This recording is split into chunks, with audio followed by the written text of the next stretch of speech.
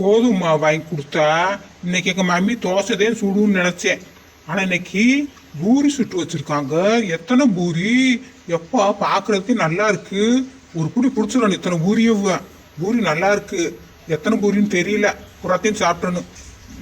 இப்படி போட்டா நான் எப்படி மம்மி சாப்பிடுவேன்? எந்த பக்கம் சாப்பிடுறது ஒண்ணுமே தெரியலையே. எப்படி சாப்பிடுறதுன்னே தெரியலையே. பிச்சு போட்டா தானே நான் சாப்பிட முடியும். இப்படியே வச்சிருந்தா நான் எப்படி சாப்பிடுவேன்? நல்லா இருக்கா? நல்லா இருக்கே பூரி. சாப்பிடணும் போல இருக்கு. சரி நான் போறேன். வேண்டாம். இப்படி கொடு மம்மி. இப்படி கொடுத்தா தானே சாப்பிட முடியும்.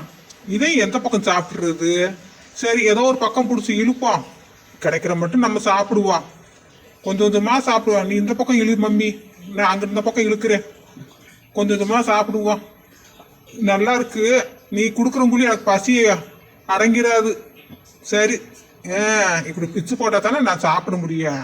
நல்லா இருக்கு மம்மி பூரி. நான் கோதுமை வாங்கி கொடுக்குறேன். நீ டெய்லி எனக்கு பூரியா சுட்டு கொடு மம்மி. எங்க மம்மி ரொம்ப நல்ல மம்மி. நல்லா இருக்கு பூரி. எத்தனை பூரி சாப்பிட்டேன் தெரியலையே. ஒரு 10 பூரி சாப்பிட்டுருப்போனா. இன்னும் பூரி வாடை அடிக்குது. இன்னும் வச்சிருக்கு எங்க அம்மா தெரியாம வச்சிருக்கு. நாளைக்கு கொடு மம்மி. நான் போய் கோதுமை வாங்கிட்டு வரேன் மம்மி.